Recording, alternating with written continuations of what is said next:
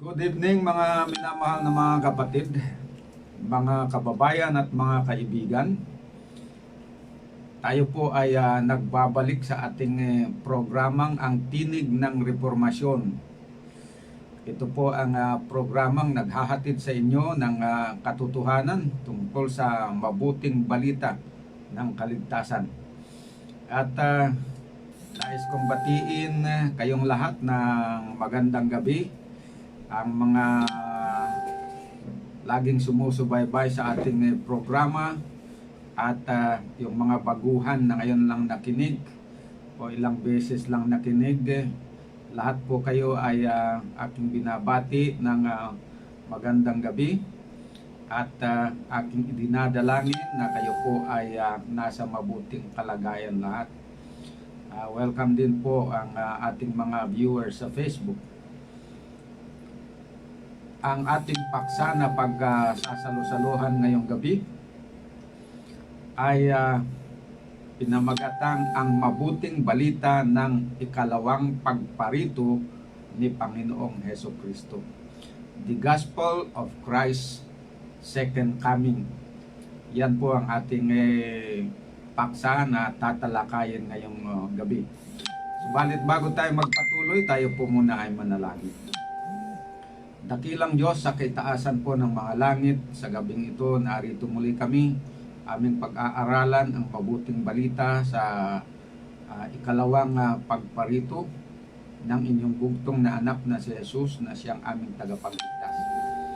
Buksan po ang aming pangunawa at bigyan kami ng makalangit na karunungan upang maunawaan namin ang paksa na ito. Lahat ng katotohanan nawa na aming pag-aaralan ngayong gabi ay maging malinaw na maintindihan ng bawat isa sa amin at magsilbi na encouragement sa amin at babala din upang kami nawa ay makapaghanda sa aming sarili sapagkat alam po namin na malapit na ang panahon, ang takdang panahon ng kanyang pagbabalik dito sa mundo para sa katapusang gawain ng pagliligtas sa bawat isa sa amin. Sumamin nawa inyong presensya, Panginoon. Ito ang aking dalangin sa pangalan ni Jesus na aming tagapagligtas. Amen. So, ang paksa na pag-aaralan natin ngayong gabi, ayon sa ating nabanggit kanina, ay ang mabuting balita ng ikalawang pagparito ni Panginoong Hesukristo. Ang totoo, ito ay medyo napasadahan na natin sa nakalipas. Subalit medyo na-divert ang ating attention doon sa kumakalat na mali na aral ukol sa kanyang second coming. Na yun nga may kaugnayan doon sa doktrina ng secret rapture na ginawa nila na yung second coming of Christ ay dalawang beses. Isang sikreto at isang hayag. Ayan, at yun ay at naglagay sila ng 7 years na tribulation sa pagitan ng dalawa. Bagay na wala namang si tinuturo ng Biblia na ganon. Dahil napag-alaman natin na yung pong second coming of Jesus Christ ay iisa lang na pangyayari. It is a single event. It is not a two event between 7 years with 7 years tribulation in between po ganon. So ngayon medyo babalik tayo sa tema na ito at i-focus natin talaga ang ating pag-aaral kung ano ang totoo na itinuturo ng Biblia tungkol dito sa second coming of Jesus Christ. Ang doktrina po ng ikalawang pagparito ni Panginoong Hesus ang isa sa mga itinuturing na haliging doktrina ng Kristyanismo. Ang lahat ng pag-asa ng mga tunay na tagasunod ni Kristo ay kanilang inilagak dito sa ikalawang pagparito ni Panginoong Hesukristo. Mula sa araw na si Adan at Eva ay malungkot na lumabas mula sa kanilang masayang tahanan sa Eden. hinihintay nila at ng kanilang mga anak yung panahon na kung saan si Jesus ay darating at gagawa siya ng paraan upang ang kanilang mga anak, yung naging lahi ni Adan na sumampalataya, ay makapasok muli doon sa paraiso ng Eden. Ang mga banal ng Diyos noong unang panahon ay inaasahan ang pagdating ng Mesyas sa kaluwalhatian bilang lubos na kaganapan ng kanilang pag-asa. Ang unang naghula sa pagparito ng Panginoon ay si Enoch, yung ikapito na henerasyon mula kay Adan. Siya ay pinahintulutang makita sa pangitain ang pagdating ng tagapagligtas. Ang kanyang hula ay isinulat ni Jude sa kanyang maiksi na sulat na mababasa dito sa Jude chapter 1 verse 14 and 15. Tagalog Judas. Pangit kasi pag sinabing Judas paano naging propeta si Judas? Yan na nga yung nagkanulo kay Jesus. Kaya Jude na lang, wag ng Judas. Pangit yung translation sa Tagalog na Judas. Jude chapter 1 verse 14 and 15. At ang mga ito naman ang hinulaan ni Enoch na ikapito sa bilang mula kay Adan, na nagsabi, narito dumating ang Panginoon na kasama ang kanyang mga laksa-laksang banal upang isagawa ang paghuhukom sa lahat at upang sumbatan ang lahat ng masasama sa lahat ng kanilang mga gawang masasama na kanilang ginawa. Ginawang may kasamaan, at sa lahat ng mga bagay na mabibigat na sinalita laban sa kanya ng mga makasalanang masasama. So yan po ang first na prophecy regarding the second coming of Jesus. At ang unang naghula tungkol dito ay si Enoch. Yan. Ang ikalawang nagbanggit sa pagparito ng Panginoon ay si Job, na naunang nabuhay kaysa kay Moses. Yan, tandaan natin, yung aklat ni Job, ang sumulat nito ay si Moses. Pero yung pangyayari kung kailan nabuhay si Job ay hindi pa naipapanganak itong si Moses, nabuhay na siya. So nauna yun. At saka yun ang unang aklat na isinulat ni Moses bago pa niya isulat yung Book of Genesis. Okay, basahin po natin kung anong sinabi ni Job dito. Job 19 verse 25 to 27. Ngunit alam kong di natutulog ang aking tagapagligtas, na magtatanggol sa akin pagdating ng wakas. Pagkatapos na maubos itong aking buong balat, makikita ko ang Diyos kahit laman ay maagnas. Siya ay aking mamasdan at mukha ang makikita. Siya ay makikilala nitong aking mga mata. Ang puso ko'y nananabik na masdan ko na siya. Ayan, medyo matalinghaga itong mga niya. Parang balagtasan ng labas nitong pagkasulat dito. Okay, so si Job, siya po ay sinasabi dito na talagang makikita niya ang kanyang tagapagligtas. Kahit siya daw ay mamamatay, makikita niya kasi darating ang kanyang Panginoon at ang laman mabubuhay siya. Ibig sabihin, siya ay nagpapahiwatig na may pananampalataya siya na kahit siya mamamatay ay ang pag-asa niya ay siya mabubuhay muli. At pag siya nabuhay muli, makikita niya na mukhaan ang kanyang Panginoong Diyos. At alam natin na ito ay ayon sa aral ng New Testament, mangyayari po ito, yung pagkabuhay ng mga patay sa pagbabalik ng ating Panginoong Diyos sa ikalawang beses. Kaya this is a prophecy by Job about the second coming of Christ. Maging si Haring David ay naghula rin tungkol sa ikalawang pagparito ng Panginoon. Mababasa natin ang sabi ni David ukol dito sa Psalms chapter 50 verse 1 to 5. Ang makapangyarihang Diyos, sabi niya, ang Diyos na Panginoon ay nagsalita at tinawag ang lupa mula sa pagsikat ng araw hanggang sa paglubog niyaon. Mula sa Sion na nasakdalan ng kagandahan, sumilang ang Diyos. Ang aming Diyos ay darating at hindi tatahimik. Isang apoy na mamumugnaw sa harap niya at magiging totoong malaking bagyo sa palibot niya. Siya ay tatawag sa langit sa itaas at sa lupa upang mahatulan niya ang kanyang bayan.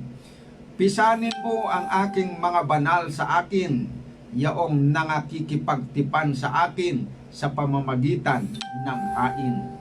Ayan. So, inihula ni Isaiah yung sinasabi niya dito na ang aming Diyos ay darating at hindi tatahimik. Second coming po ang tinutukoy dito, mga kapatid. Kahit si Propeta Isaiah ay naghula din tungkol sa pagparito ng ating Panginoon. Mababasa naman ang kanyang hula dito sa Isaiah 66 verse 15 and 16. Sapagkat narito ang Panginoon ay darating na may apoy, at ang kanyang mga karo ay magiging parang ipo-ipo, upang igawad ang kanyang galit sa may kapusukan, at ang kanyang saway na may ningas ng apoy. Sapagkat sa pamamagitan ng apoy makikipagpunyagi ang Panginoon, at sa pamamagitan ng kanyang tabak sa lahat ng mga tao, at ang mapapatay ng Panginoon ay magiging marami. Yan po ang hula ni Isaias tungkol doon sa Panginoon na darating na sinasabi niya. Okay, malinaw dito sa ating nabasa na ang doktrina ukol sa ikalawang pagparito ni Panginoong Hesus ay itinuro sa Old Testament Scriptures. Subalit kung tayo po ay mag-aral sa lumang tipan na bahagi ng Bible, mag-ingat tayo dahil may mga hula ukol sa pagparito ng Panginoon na tumutukoy sa unang pagparito ng Panginoon sa laman, at ang iba naman ay tumutukoy sa kanyang ikalawang pagparito. Kaya kailangan na i-determine natin yung mga hula na yon, kung ito ba ay patungkol sa first coming of Jesus sa laman o yung sa second coming niya na may kapangyarihan at kaluwalhatian. Ayan. Kasi dito nagkamali ang mga Hudyo. Isang dahilan kung bakit sila po ay hindi sumampalataya kay Jesus bilang Mesyas, sapagkat ang inaasahan nila na yung darating ng Mesyas, siya na ang maghahari dito sa lupa. At darating na may kapangyarihan at kaluwalhatian. Ngayon, hindi po kasi nila nakita na yung hula dalawa na coming. May first coming at saka yung second coming. Yung second coming, yun yung pagdating niya, pagparito niya na may kapangyarihan at kaluwalhatian. At paparusahan niya ang mga masasamang tao. Pero doon sa first coming niya, hindi siya magpaparusa, kundi ang misyon niya sa first coming ay magligtas, maging tagapagligtas, tutubusin niya ang tao. Yan yung nakahula doon sa Isaiah 53. Suffering servant pa ang pagkalarawan sa kanya. Yon ang hindi naintindihan ng mga Hudyo noon, hindi nila na-consider yon. So nung tinignan nila si Jesus, ay parang normal lang naman na tao, normal na kapanganakan, hindi naman siya naghahari, wala naman siyang kapangyarihan na kagaya ng inaasahan nila, kaya sabi nila, hindi ito ang Mesyas. Nagpapanggap lang ito na Mesyas, pero hindi ito ang totoo na Mesyas. So, maging ang mga alagad, hindi rin sila handa na tanggapin, pero sa tulong ng pagpapaliwanag ni Jesus, naintindihan nila na siya nga yung nakahula ng Mesyas. So, ang doktrina po ng ikalawang pagparito ng Panginoon Jesus ay malinaw na itinuro sa New Testament na bahagi ng Bible. Tinuro din sa Old Testament, pero mas malinaw dito na itinuro sa New Testament. Kaya dito ko po kukunin ang mga katotohanan na aking ibabahagi ngayong gabi ukol sa ikalawang pagparito ng Panginoong Hesukristo. Ating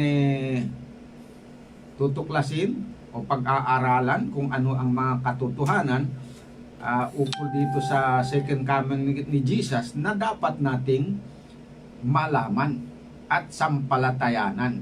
Kasi kasama ito sa mabuting balita na dapat ipangaral at sampalatayanan ng lahat ng mga tao na maliligtas.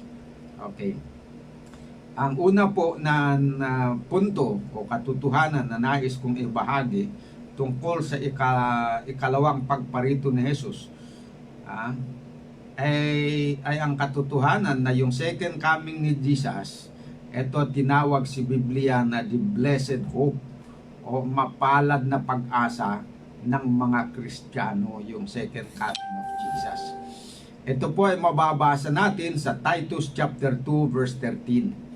Sabi, nahintayin niyaong mapalad na pag-asa at ang pagpapakita ng kaluwalhatian ng ating dakilang Diyos at tagapagligtas na si Hesukristo.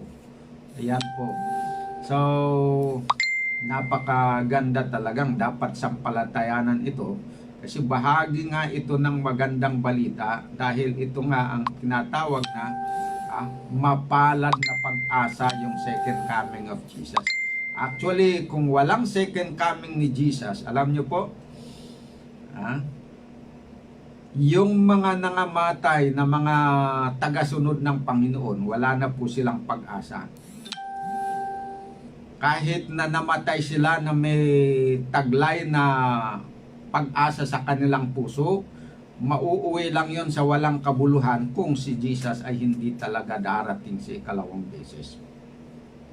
At yung tayo naman na mga Kristiyano ngayon, useless lang ang ating pangangaral kung si Jesus ay hindi darating. Lahat ng mga ginawa na mga mabuting balita na nangyari na, mauuwi lahat yan sa walang kabuluhan kung itong bahagi ng plano sa kaligtasan, yung kanyang pagbabalik dito sa lupa, kung hindi ito maisakatuparan, mauuwi ang lahat ng mga ginawa ng Diyos para sa tao na walang kabuluhan. Ayan, ang katotohanan dyan. Kaya nga, ito ang tinatawag na blessed hope of all Christians. Ang ikalawa, yung sinasabi na second coming of Jesus ay inahilin tulad ng Biblia sa pagdating ng isang magnanakaw. Pero tandaan natin, yung pagdating ni Jesus na bilang isang magnanakaw ay para lang sa panig ng mga taong hindi nakahanda at hindi nagbantay sa kanyang pagparito. Dahil siya ay darating sa oras na hindi nila alam. Yan. Sa ngayon, siguro siyempre, walang nakakaalam kung kailan darating si Jesus. Pero yung actual na pagdating niya, ang talagang masasabi dito na ang masurprise ay yung mga hindi nakahanda. Pero doon sa mga nakahanda, hindi na surprise para sa kanila yun. At saka walang dito, walang secret. Walang secret yan. Basahin po natin Revelation 3 verse 3. Remember therefore how thou hast received and heard, and hold fast and repent. If therefore thou shalt not watch, I will come on thee as a thief. Oh. Kanino daw magiging like a thief yung kanyang pagdating? Doon sa mga tao na na they were not watchful. Those, and if thou shalt not watch, I will come to thee as a thief. And thou shalt not know what hour I will come upon thee. Oh. So para lang doon sa mga hindi nagbabantay o hindi nagpupuyat. Nagpupuyat kasi ang pagkasulat doon sa Tagalog eh. Yung namang watching hindi naman nagpupuyat eh. Pero ganun, yan ang Tagalog eh. Okay. Revelation 16 verse 15. Behold, I come as a thief. Blessed is he that watcheth and keepeth his garments, lest he walk naked and they see his shame. So, again, ang na-emphasize dito, yung thief, his coming as a thief, is only to those who are not watching. But for those who are watching, they are blessed, because Christ will come to them, not as a thief in the night, but as a bridegroom that they have been waiting for. Kaya kung babasahin ninyo yung Matthew 25, yung parable of the bridegroom, alam nyo, they have been, the church is represented by those, yung mga na yun, yung mga virgins, yung mga dalaga doon, yun nag-represent sa church. And they will be watching. So expected na nila, and when the announcement comes, may announcement pa, the bridegroom cometh. Okay? Then they will rejoice. They know, oh, yan ang hinihintay namin. So tandaan po natin yun Yung pagdating ni Jesus, it will only be like a thief. Para doon sa mga hindi nakahanda. Number 3 na versikulo, Revelation 16 verse 15, Behold, I come as a thief. Binasa ko na talaga ito. Blessed is he that watcheth and keepeth his garments. Dito tayo sa Matthew 24, 43 to 44. But know this, that if the good man of the house had known in what watch the thief would come, he would have watched and would not have suffered his house to be broken. Therefore be ye also ready, for in such an hour as ye think not, the Son of Man cometh. Ayan. So, doon sa mga his coming is like a thief. One, in the sense na hindi alam kung ano ang oras. Second, it will become like a thief doon sa mga hindi nakahanda, because they will be caught unaware. Ayan. Kagaya ng yung may-ari daw ng bahay na hindi naman siya nagbantay, pagdating ng thief ay talagang nanakawan sila na wala silang kamalay-malay. Pero halimbawa, nagbantay yung may-ari, binabantayan niya, pagdating ng thief, alam niya, hindi niya papayagan ngayon na manakawan siya. Yun ang punto dito. Kasi nakabantay na siya eh. Pero pag hindi siya nakabantay, talagang mananakawan siya na hindi niya namalayan. Pero pag nakabantay, hindi siya mananakawan kasi nakabantay na nga siya eh. So, ikatlo, ang ikalawang pagparito ni Panginoong Hesus ay hindi parang magnanakaw sa panig ng mga Kristiyanong tapat at nakagawa ng tamang paghahanda. So yan po ang tandaan natin. Karamihan na nangangaral, puro ini-emphasize nila yung the coming of Jesus is like a thief in the night. Hindi mo alam. Pero hindi nila ipinangangaral ito. Ito pa pangaral natin ngayon Pakinggan ninyo. Na yung second coming of Christ hindi magiging tulad ng magnanakaw doon sa mga Kristiyanong tapat at nakagawa ng tamang paghahanda. Iba yung situation nila. Basahin po natin. Nasulat din ito sa Biblia 1 Thessalonians 5 verse 1 to 5. Sabi dito, But of the times and seasons, brethren, Ye have no need that I write unto you. For yourselves know perfectly that the day of the Lord so cometh as a thief in the night.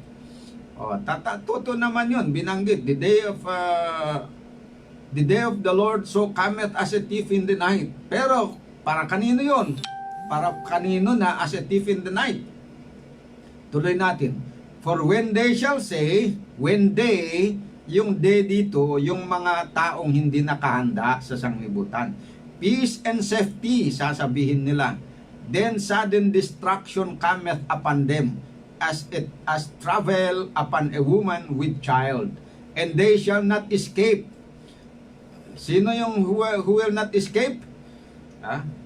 They, yung mga tao na hindi handa. Pero pansinin nyo dito sa mga Kristiyano, anong sabi? But ye, kayo, brethren, are not in darkness, that day should overtake you as a thief. Nakita nyo. Although the coming of the day of the Lord will come as a thief in the night to the majority of the population of the earth na hindi nakahanda. But for the Christians, ayon dito sa verse 4, the Christians are not in darkness, so that day should overtake them as a thief. Ye are the children of light and the children of the day. We are not of the night, nor of darkness. So, dalawang uri ng children ang binabanggit dito. Yung children of darkness, children of the night, at saka yung children of the light. Para sa children of the night, the coming of Jesus will be like a thief in the night, and they will experience sudden destruction. But for the children of light, that day will not overtake them as a thief, because they have prepared for that event. Ayan po mga kapatid. Kaapat na katotohanan, ang pagparito ni Panginoong Hesus ay katulad sa kaarawan ni Noe, na kung saan ay marami ang mga napapahamak sa baha at kaunti lamang ang naligtas sa baha. Ganon din sa pagparito ni Hesus, na marami ang mapapahamak at kaunti lamang ang maliligtas. Diba tama yon nung panahon ni Noe? Marami ang napahamak. Careless sila, hindi nila pinapansin, hindi sila aware na dumating na yung time ng kanilang destruction, kasi hindi sila naniwala doon sa pangangaral ng ebanghelyo sa kanila. Nandun na nga si Noah na nangangaral, at saka meron pang 7 days na palugit sa kanila. Nung ready na ang lahat, tinawagan sila. Anybody na pumasok na dahil talagang darating na ang baha, ay hindi sila talaga pumasok. Tumatawa lang sila. Kasi hindi sila naniwala na talagang may baha na darating. Ayan. So hanggat dumating yung baha, saka na lang sila nagulat na ay totoo palang may baha. Ayun, tinangay sila ng baha. So namatay sila. They were taken by the flood. Ayan po. Basahin natin ang sinabi para unawaan din natin yung tama ito, kasi may mali na naman din ng pangangahulugan dito eh. Matthew 24 verse 37 to 42. But as the days of Noah were, so shall also the coming of the Son of Man be. For as in the days that were before the flood, they, yung mga wicked, were eating and drinking, marrying and giving in marriage, until the day that Noah entered into the ark. Yan. Yung kinuwento ko kanina, hanggang sa naka-enter na yung si Noah, binigyan sila ng palugit, ayaw pumasok. And knew not until the flood came, and took them away. So shall also the coming of the Son of Man be. Unawain natin ito sino yung mga tao na sabi dito, they were taken away? Yung mga naligtas o yung mga napahamak? Yung mga napahamak ang taken away. Hindi yung mga naligtas yung taken away. Kaya sabi dito, so shall also the coming of the Son of Man be. Ganon din sa second coming of Christ, na those who will be taken away ay yung mga hindi maliligtas, yung mga mapapahamak, yung taken away, hindi yung mga maliligtas. Kaya dito sa verse 41, 41, then shall two be in the field, the one shall be taken and the other left. O sino yung taken dito? Yon yung sabi nila, na sabi ng mga nangangaral ng rapture, yung taken dito, those who will be snatched, those yung mga aagawin daw na ililigtas. Mali yun eh. Kasi sabi dito, yung comparison, sabi in the days of Noah, yung mga hindi nakahanda, sabi, until the day that Noah entered into the ark, they knew not until the flood came and took them all away. So the flood took all the wicked away, and they were destroyed. Ayon doon sa parallel statement sa Luke chapter 17. So ganon din sa second coming of Christ, na yung mga taken away ay yung mga masisira, yung mga mapapahamak, hindi yung maliligtas. Those who are left, who are not destroyed, yun ang ibig sabihin. Tulad doon, those who were taken away by the flood, yung mga wicked na namatay. Those who were left, only the family of Noah. So dito, sa second coming of Jesus, yung mga taken, by surprise, yung mga namatay. Yung mga left, those who are left, those who are not destroyed, and they were saved. So yun po ang ano doon. Kaya mali po yung sabi ng mga naniniwala sa rapture, na yun daw ma-taken away dito ay yung mga yung mga Kristiyanong maliligtas. Hindi po tama yun na interpretation ng versikulo. Okay, dito tayo sa Luke chapter 26, ay 17, 26, 27, and 30. And as it was in the days of Noah, so shall also be in the days of the Son of Man. They did eat, they drank, they married wives, they were given in marriage, until the day that Noah entered the ark, and the flood came and destroyed them all. So yung sabi ni Matthew doon na took them all away, ang parallel statement na dito, destroyed them all. Even thus shall it be in the day when the Son of Man is revealed. Ayan. I tell you, in that night, there shall be two men in one bed, and one shall be taken. O sino yung taken? Yung mapapahamak. And the other left. Yung hindi mapahamak, yan yung maiiwan, na mabubuhay, maliligtas. Ayan. So, I hope na naintindihan nyo yon. So, don't be troubled. At huwag maniwala doon sa secret rapture, kasi yung basis nila hindi naman tama. Ikalima na katotohanan na nais kong ibahagi tungkol sa ikalawang pagparito ni Panginoong Hesus ay ito: ang mga Kristiyanong hindi naging tapat sa Panginoon, yung mga hindi lubos na nagsisi sa kanilang mga kasalanan, kundi mayroon pang mga kasalanan na hindi nila inihinto, ay mapapahamak kasama ang mga taong masasama. Okay, tandaan natin sa grupo ng mga nananampalataya, may tapat at may hindi tapat. Tandaan natin yan Sa mga nagsasabi o nag-aangkin ng mga Kristiyano na sumasampalataya sa Panginoon, sumasamba sa Kaniya, nangangaral sa salita niya, nananalangin,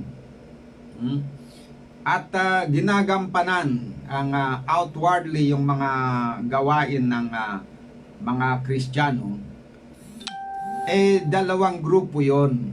Yung mga tapat, honest and faithful, at saka yung mga dishonest at saka unfaithful. Pero outwardly, sila po ay parang Kristiyano din. Ayan po. Kaya nga, doon sa parable ni Jesus Christ sa 10 virgins, sabi doon ni, 5 were foolish, the 5 were wise. Yan. So yung sinasabi natin na mga tapat na Kristiyano, sila yung kumakatawan doon sa wise virgins. Yung mga unfaithful Christians, silang kumakatawan doon sa mga, ang tawag doon, foolish virgins. Ngayon, etong wise at saka foolish, hindi parehong maliligtas. Pagdating ni Jesus Christ, yun lang maliligtas ay yung mga wise virgins, yung mga tapat. Pero yung mga hindi tapat, kung ano yung nararapat doon sa sa mga wicked, yun doon sila. Maisasama sila doon sa grupo ng mga wicked. Although they are not classed per se as wicked, because nanampalataya daw sila, pero ang doon, ang destiny nila, parehas lang sa destiny ng mga wicked. Basahin po natin. Ito, hindi ko sinasabi lang binabasa ko lang po ito, so huwag kayong magalit sa akin, mga kapatid. Binabahagi ko lang yung katotohanan. Matthew 7 verse 21 to 23. Hindi ang bawat nagsasabi sa akin, Panginoon, Panginoon, ay papasok sa kaharian ng langit, kundi ang gumaganap ng kalooban ng aking Ama na nasa langit. Marami ang mga nagsasabi sa akin sa araw na iyon, Panginoon, Panginoon, hindi baga nagsisipanghula kami sa inyong pangalan? At sa pangalan mo'y nangagpalayas kami ng mga demonyo, at sa pangalan mo'y nagsigawa kami ng maraming gawang makapangyarihan. At kung magkagayoy, ipahahayag ko sa kanila, kailan may hindi ko kayo nangakilala.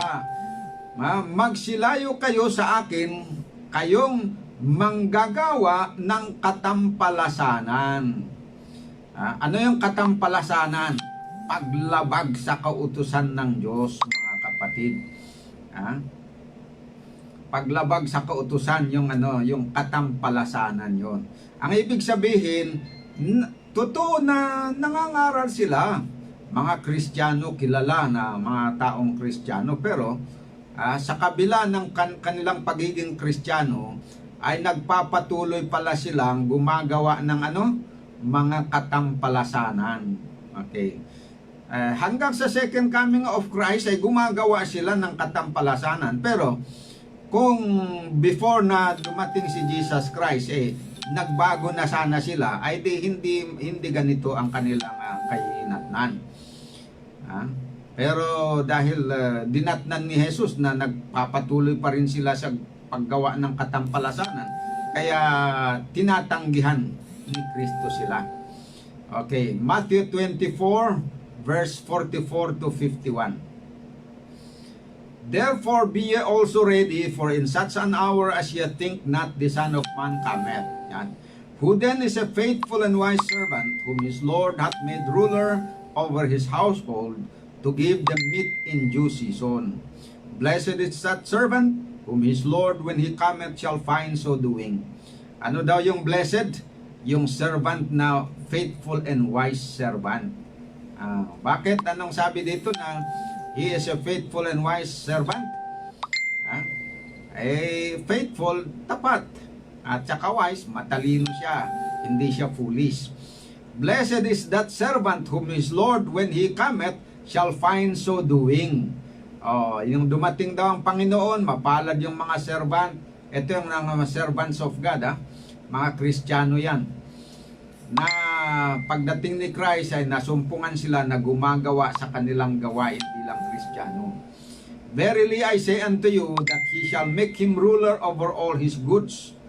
But if that evil servant shall say in his heart, My Lord delayeth his coming. Tingnan mo, servant ang turing ng Panginoon. Sabihin na, nampalataya kasi yan Pero sabi niya, matagal naman dumating yan si Panginoong Jesus. Kaya, inaasahan na matagal, gagawa muna ako ng kahit hindi maganda. Pag alam ko na medyo malapit na siyang darating, ay hinto ko na, magbago na ako para wala siyang masasabi sa akin. Pagdating niya, malinis na ako, tapat na ako. Oh. So yun ang kanyang ginawa kasi ang isip niya ay medyo natagalan daw ang kanyang Panginoon. So anong gagawin niya? And shall begin to smite his fellow servants and to eat and drink with the drunken. Oh. Itong mga drunken, ito yung mga unbelievers. So nakikain, nakiinom sa kanila. Nakipagpulutan, nakipag-inuman. Ayan. Tapos inaway niya pa itong mga fellow servant, yung kapwa niya Kristiyano. Kaya mag-ingat tayo mga kapatid, leksyon ito sa atin. Yung mga Kristiyano na inaaway ang kapwa Kristiyano, hindi yan maganda. Tignan po natin mga kapatid na wala sana tayong inaaway na kapwa natin Kristiyano. Pero hindi lang yung kapwa Kristiyano ang huwag nating awayin.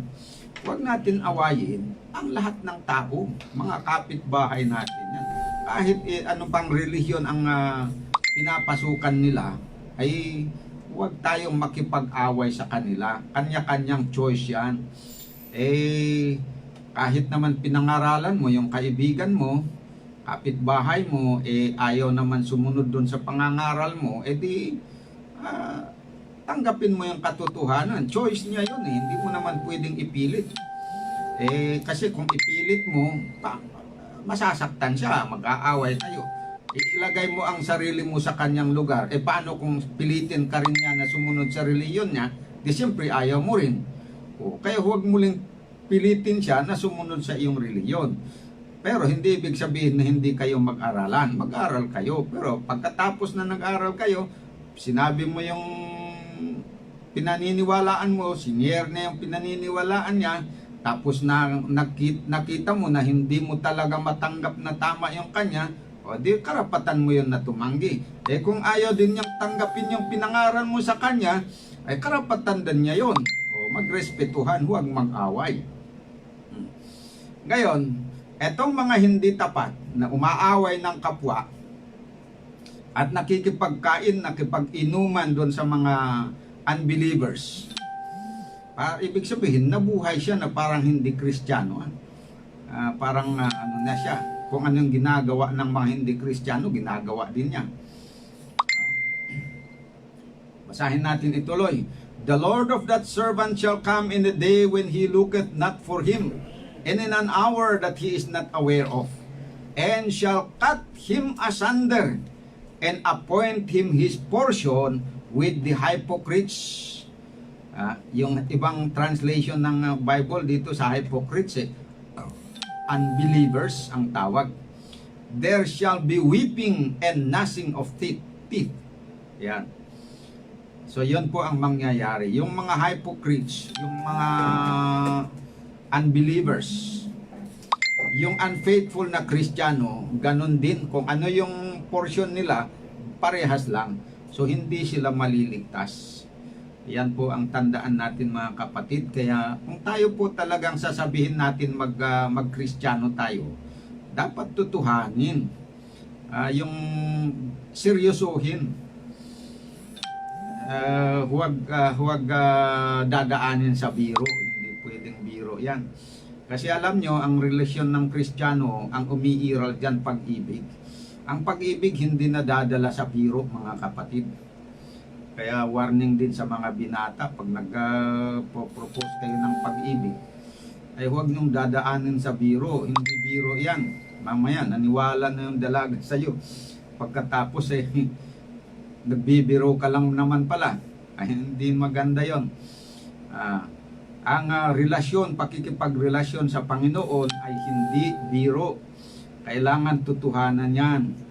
Kaya kung tayo masasabihin natin manampalataya tayo, manampalataya ng totoo. O hindi yung pabiro lang. Okay, ika-6.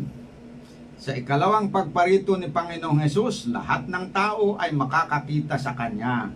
Yung mga nanampalataya sa Kanya at maging ang mga masasamang hindi nananampalataya sa Kanya, makikita nila si Panginoong Hesus. Matthew 24 verse 27 sabi, For as the lightning cometh out of the east and shineth even unto the west, so shall also the coming of the Son of Man be. Ano daw ang mangyayari? Yung coming of the Son of Man, ay katulad daw po ng naihalin tulad doon sa lightning that cometh out of the east. Ano yung lightning sa Tagalog? Kidlat. Di ba pag kumidlat, nakikita naman yung kidlat eh. Sabi doon, that cometh from the out of the east and shineth even unto the west. Ayun. So makikita mo na mag-shine siya, yung kidlat from the east to the west. Ganon din daw ang pagdating ng anak ng tao. So ang point ng comparison dito ay yung kidlat nakikita. Kaya ganon din yung yung Son of Man. Matthew 24 verse 30. And then shall appear the sign of the Son of Man in heaven, and then shall all the tribes of the earth mourn, and they shall see the Son of Man coming in the clouds of heaven with power and great glory. So ano daw ang mangyayari? All the tribes of the earth mourn, and they shall see the Son of Man coming in the clouds of heaven. Hindi ito pananampalataya, sabi ng iba na makikita pero hindi yung literal na makita ng mata ng yung bang itong literal eyes, eye of faith daw, mata ng pananampalataya daw. Kaya yung makakakita lang yung mga may pananampalataya, pero yung mga wicked hindi daw makikita. Pero hindi po totoo yun, kasi sabi dito, all the tribes of the earth mourn. Ito mga unbelievers ito eh. Bakit? Why will they mourn? Because they will see the Son of Man coming in the clouds of heaven with power and great glory. Kaya matupad yung Revelation 1 verse 7, behold, he cometh with clouds, and every eye shall see him, and they also which pierce him. Ayan po. Makikita po ng lahat ng mga tao ang pagdating ni Jesus Christ. Okay? Kapito, pagdating po ni Jesus Christ, hindi lamang siya makikita ng mga tao, pero maririnig pa yung kanyang pagdating kasi maingay. May tunog na mapapakinggan ng mga tao na malakas. Tunog ng pakakak at tinig ng anak ng Diyos. Yan, basahin po natin 1 Thessalonians 4 verse 16 to 17. For the Lord himself shall descend from heaven with a shout. May kasama palang pagsigaw. With the voice of the archangel. Ito, sino yung archangel daw? Maririnig ang tinig ng archangel. Yung archangel dito, walang iba kundi si Panginoong Jesus. And with the trump of God. Yung trump dito, trumpet, pakakak ng Diyos. So, maano yan? Maingay, kaya hindi pwedeng secret.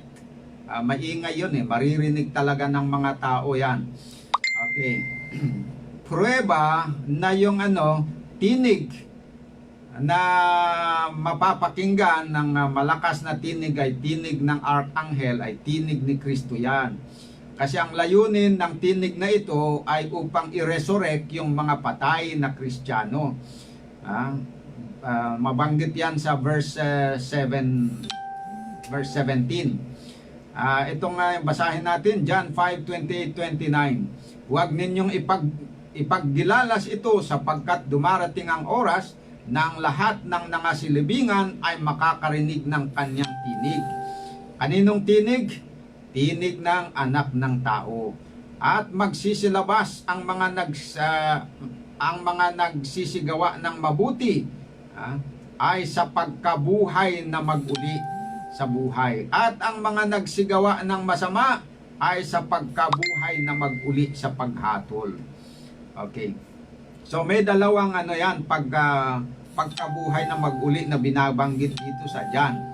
Ang una, yung pagkabuhay ng mga mabubuti. Ang ikalawa, yung pagkabuhay ng mga masasama. Pero hindi ito mangyayari sa minsanan. Hindi sabay na mangyayari ito. Dalawa yan eh. Although sa isang versikulo yan na binanggit. Pero dalawang event yan. Yung una, unang pagkabuhay na mag-uli, ito ay para sa mga mabubuti. Yan ang tinatawag na first resurrection. Yung pangalawa, pagkabuhay ng masasama, ito ang tinawag na second resurrection. saan natin mabasa yung first and second resurrection na ito. Okay, Revelation 20 verse 4 and 5. At nakakita ako ng mga luklukan at may mga nagsisilukluk sa mga tao, sa mga ito. Sila'y pinagkalooban ng paghatol at nakita ko ang mga kaluluwa ng mga pinugutan ng ulo dahil sa patutuin ni Jesus at dahil sa salita ng Diyos. At ang mga hindi sumamba sa hayop o sa kanyang larawan at hindi tumanggap ng tanda sa kanilang noo at sa kanilang kamay. At sila'y nangabuhay, meaning they were resurrected, at nagsipagharing kasama ni Kristo sa loob ng 1,000 taon. Ayan. So na-resurrect itong ibang mga namatay. Pero itong nangamatay na ito yung mga Kristiyano yan. And then verse 5, ang mga iba sa mga patay ay hindi nangabuhay hanggang sa naganap ang 1,000 taon. Okay, so nakita niyo na. And then last part, ito ang unang pagkabuhay na mag-uli. Yan. So yung unang pagkabuhay na mag-uli, ito yung pagkabuhay na mag-uli ng mga nakahanda tulad ng mga pinugutan ng ulo, mga martyrs. Kristiyano yan yung mga martyrs.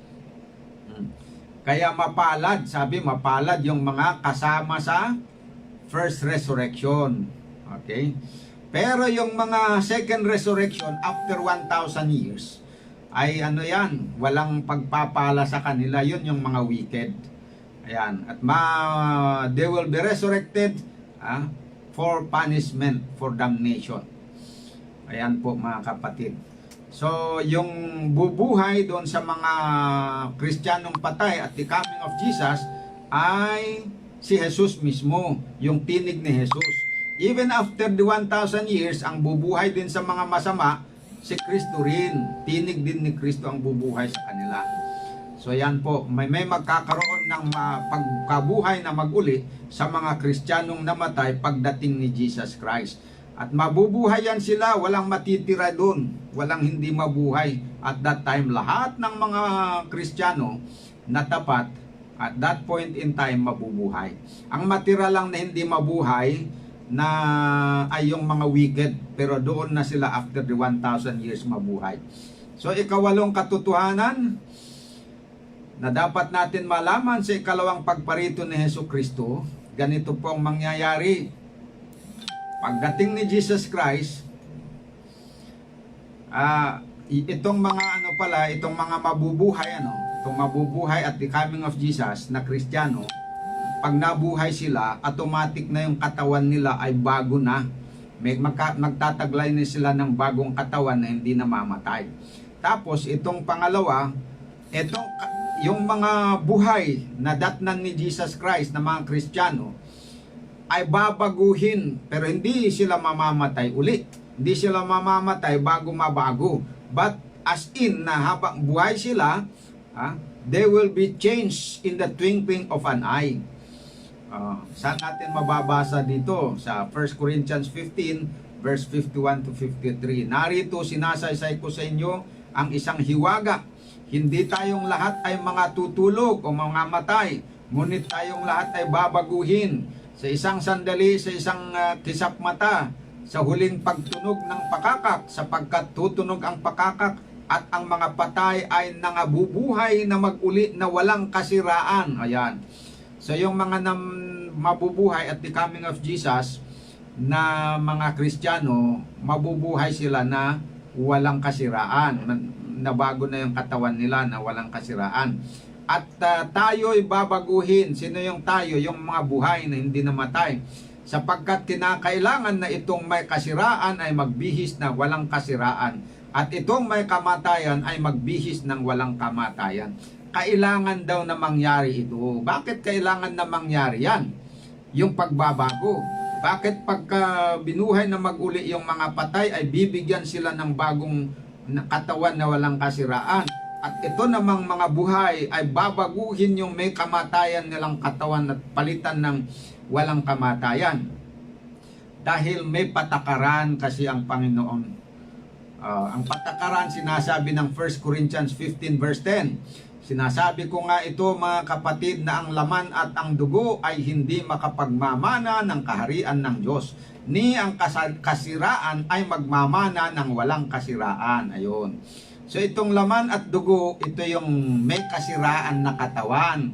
Hindi po pwedeng magmamana sa kaharian ng Diyos. Kaya sabi doon na kinakailangan na mangyari yung pagbabago. Para sa ganon, ma-qualified yung mga maliligtas na magmana ng kaharian ng langit. Ayan. Okay. Ngayon, yung katawan nila na yun na bago, ay yun ay katulad ng katawan ni Jesus nung siya ay nabuhay ulit. Philippians 3 verse 20 and 21. Sapagkat ang ating pagkamamamayan ay nasa langit, mula doon ay hinihintay natin ang tagapagligtas, ang Panginoong Hesus, na siyang magbabago ng katawan ng ating pagkamababa upang maging katulad ng katawan ng kanyang kaluwalhatian, ayon sa paggawa na maipagpapasukon niya sa lahat ng mga bagay sa kanya. Yan. So babaguhin daw itong katawan natin na mababa. Vile body ang tawag sa English eh. Bakit naman katawan ng ating pagkamababa?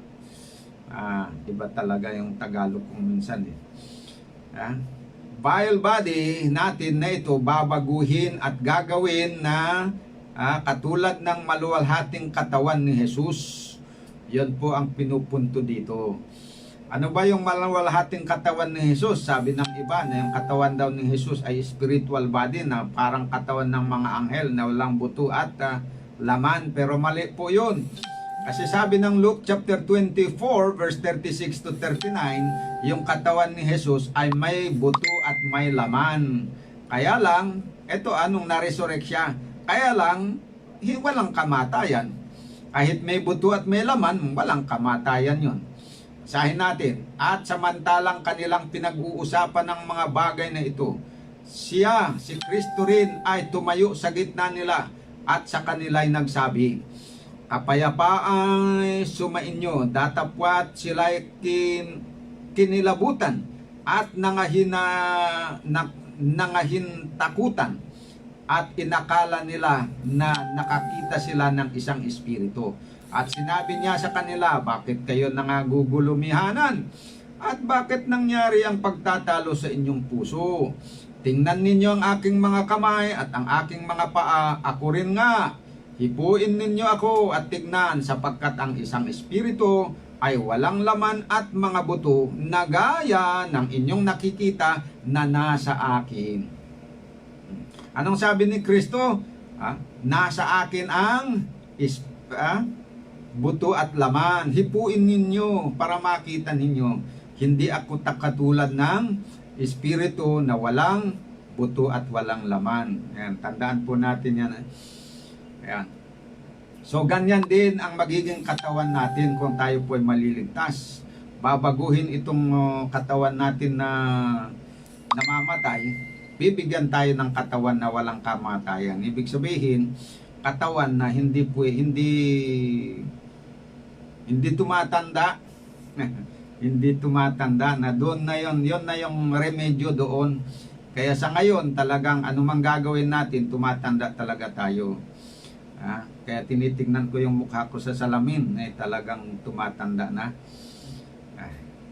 Pero walang problema yon kasi pag nanampalataya tayo, ito ang solusyon. Pag tayo po ay naligtas, bibigyan tayo ng katawan na hindi tumatanda, hindi namamatay. At pagkatapos po na mabago ang katawan, ano po ang mangyayari na sunod pagdating ni Jesus Christ? Ayon sa 1 Thessalonians 4 verse 16 and 17, then we which are alive and remain shall be caught up together with them in the clouds to meet the Lord in the air. Yan, so shall we ever be with the Lord. Anong mangyari daw? Pagka yung mga nangamatay ay nabuhay na may bagong katawan, tapos itong tayo na mga buhay ay binago, nagkaroon na tayo ng bagong katawan na hindi namamatay, tayo'y sabay-sabay na aagawin, dadalhin doon sa himpapawid at salubungin natin si Kristo doon. Kasi ibig sabihin si Kristo pagdating niya, hindi aapak dito sa lupa. Kaya nga meron siyang babala doon sa Matthew. Kung matatandaan ninyo na kung meron daw darating na mga Kristo at may mga ngaral, sasabihin daw nila na, oy, nandun si Kristo doon sa dako na yon, punta tayo. Sabi ni Kristo, huwag kayong pupunta. Bakit? Kasi ang palatandaan sa tunay na Kristo pag dumating, hindi siya aapak dito sa lupa. Kaya kung may nag-aangkin na siya ay Kristo, kagaya ng nandun sa Kristo na anak ng Diyos sa Mindanao, na kaya daw niya napahintuin ang lindol, huwag kayong pupunta sa Mindanao, hindi yan ang tunay na Kristo. Pagdating ng tunay na Kristo na tagapagligtas, hindi siya aapak dito sa lupa, kundi yung mga manampalataya sasalubong sila doon sa himpapawid. Pero paano po sila makakasalubong doon sa himpapawid? Ano po ang proseso? Basahin natin ang Matthew 24 verse 30 to 31. At kung magkagayoy lilitaw ang tanda ng anak ng tao sa langit, at kung magkagayoy magsisitaghoy ang lahat ng mga angkan sa lupa, at mga kikita nila ang anak ng tao na napaparitong sumasa mga alapaap ng langit na may kapangyarihan at dakilang kaluwalhatian. At susuguin ang kanyang mga anghel na may matinding pakakak, at kanilang titipunin ang kanyang mga hinirang mula sa apat na hangin ng sanglibutan, mula sa isang dulo ng langit hanggang sa kabila. Ayun. Susuguin pala niya yung mga anghel, sila po yung aagaw sa mga Kristiyano. Saan mang sulok ng mundo sila nagtatago, nakatira, pupuntahan ng mga anghel yan, sila po ang aagaw, bibit-bitin yan sila at aagawin yan, ipapailan lang doon sa himpapawid para sasalubungin nila si Jesus. Doon po ang tagpuan sa himpapawid. Yan po mga kapatid. At pagkatapos, saan naman dadalhin ni Kristo sila? Doon ba sila manatili dyan sa himpapawid? Paikot-ikot na lang dyan sa space? Hindi po. Sa John chapter 14 verse 1 to 3, ganito po ang pangako ng Jesus. Huwag magulumihanan ng inyong puso, magsisampalataya kayo sa Diyos, magsisampalataya naman kayo sa akin. Sa bahay ng aking ama ay maraming tahanan, kung di gayon ay sinabi ko nasa inyo, sapagkat ako'y paroroon upang ipaghanda ko kayo ng dakong kalalagyan. At kung ako'y pumaroon at kayo'y maipaghanda ng kalalagyan, ay muling paririto ako, at ako'y tatanggapin ko sa aking sarili, upang kung saan ako, naroon kayo naman ay dumuon. Ibig sabihin, pag magkasalubong na doon sa alapaap, dadalhin ni Kristo ang mga mananampalataya pabalik doon sa langit, dahil meron siyang inihanda na tirahan doon para sa kanila. So heaven is a prepared place for a prepared people. Yan ang sabi. Ang langit daw ay isang lugar na inihanda para sa mga taong nakahanda. Yan. At kaya nga, itong mga nakahanda nito, dahil sila nakahanda, ang coming of Jesus to them will not be like a thief in the night, but the coming of Christ will be like the coming of a bridegroom na hinihintay ng nobya ang kanyang pagdating. Kaya pagdating ng nobya, siyempre, nobyo. Pagdating ng nobyo, yung nobya na naghihintay, ano ang reaksyon niya? Anong reaksyon ng nobya pag nakita niya na dumating yung nobyo? Masaya o malungkot? Masaya, mga kapatid. Kaya, yan, sabi ni Isaiah chapter 25 verse 7, verse 9, ganito ang maging reaksyon ng mga nakahanda. And it shall be said in that day, Lo, this is our God. We have waited for Him, and He will save us. This is the Lord. We have waited for Him. We will be glad and rejoice in His salvation. Yan ang sasabihin ng mga Kristiyano na kumakatawan na nobya ng Panginoon pagdating niya bilang nobyo. Yan. So, magkaroon sila ng magandang pagsasalubong o masayang pagtatagpo. Ayan. At sabi pa dito sa Matthew 24 verse 10 to 13, at kung magkagayoy maraming matitisod at mga kakanuluhan ang isa't isa at mga kakapuutan ang isa't isa at magsisibangon ang maraming bulang propeta at kanilang ililigaw ang marami. At dahil sa pagsagana ng katampalasanan, ang pag-ibig ng marami ay lalamig, datapwat ang magtitiis hanggang sa wakas ay siyang maliligtas. Itong binasa natin ito ay pinapahiwatig sa atin kung sino yung mga mapalad na makakasalubong kay Kristo doon sa himpapawid na matutuwa na katuparan ng Isaiah 25 verse 9 na sasabihin nila, "This is the Lord, we have waited for Him, we will be glad and rejoice in His salvation." Sino yung pwedeng makasama dito? Yung sabi dito sa Matthew 24 verse 10 to 12, ito yung mga hindi madadaya sa mga bulaang propeta. Kasi bago darating si Jesus, sabi na babangon ang maraming mga bulaang propeta at kanilang ililigaw ang marami. Yung mga maililigaw nila, hindi kasama dun sa maliligtas. Kasama dun sa mga mapaparusahan, kasamang masasama.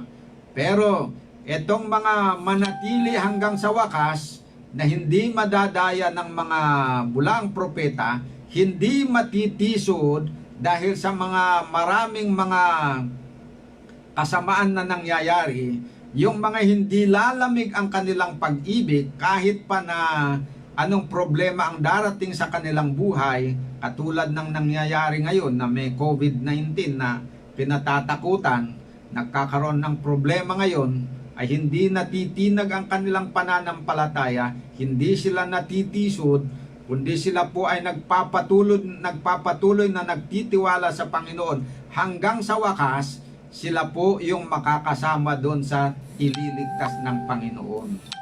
Sila yung qualified na talagang sasalubong sa Panginoon. Pero yung mga madadaya, yung mga mahihina ang loob, at saka yung mga nag-aangkin na Kristiyano na nabasa natin ngayon, pero hindi lubos na nakapagsisi ng kanilang mga kasalanan, ay maiiwan po sila yan, hindi sila maliligtas. Kaya ano po ang dapat nating gawin? Para sigurado na may matutupad na may mga tao na maliligtas. Ano ang siniguro ng Panginoon na mangyari bago dumating si Jesus? Nang sa ganun ay siguradong may mga tao talaga na maliligtas. Sabi ng Matthew 24:14, at ipangangaral ang ebanghelyong ito ng kaharian sa buong sanglibutan sa pagpapatutuo sa lahat ng mga bansa, at kung magkagayoy darating ang wakas. Bago dumating po ang takdang panahon ng pagbabalik ni Jesus, may pangangaral po sa buong mundo ang ebanghelyo, at sa ganon, sino mang manampalataya, sila po yung maliligtas.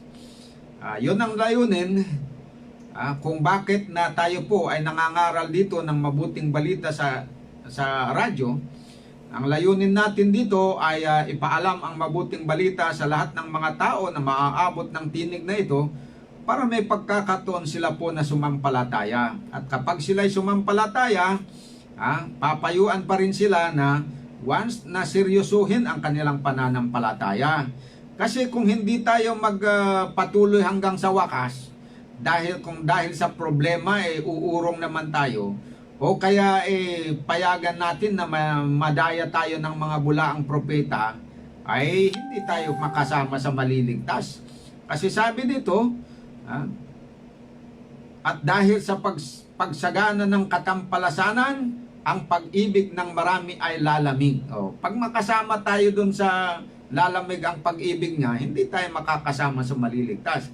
Pero ang sabi dito, datapwat ang magtitiis hanggang sa wakas ay siyang maliligtas. Yan po. Kaya mga kapatid, yan po ang guarantee sa atin. Aking hinihikayat, okay, ini-encourage ang lahat po na nakikinig. Nakarami na kayong napakinggan. Sana po sa magitan ng pakikinig ninyo ay sumibol ang pananampalataya sa inyong puso. Pero nasa sa inyo na rin po yun. Sumibol kapag yung sumisibol na sa inyong puso ang pananampalataya, huwag niyong patayin yung pananampalataya na yun na itinatanim ng Panginoon sa inyong puso. Kundi alagaan nyo yan, hayaan nyong lumago yung pananampalataya na yan. Tanggapin nyo si Kristo sa inyong puso bilang inyong personal tagapagligtas, magsisi sa inyong mga kasalanan at manumbalik sa Diyos. Ay pagtapat ang lahat ng mga kasalanan sa Kanya, humingi ng tawad at mag-isuko ang sarili, magpasakop sa kapangyarihan ng Diyos at humingi ng kapangyarihan na magbagong buhay. Ang essence ng Christianity mga kapatid ay pagbabagong buhay. Yung masama magiging mabuti. The wicked will become a saint, magiging santo. Ayan po ang yun yung pinakapunto ng pagiging Kristiyano. Pag tayo po ay nagsasabing Kristiyano pero hindi tayo natuto na mabuhay na banal, masunurin sa Panginoon, peke po ang tawag doon. Hindi po tayo tunay na Kristiyano kung gano'n.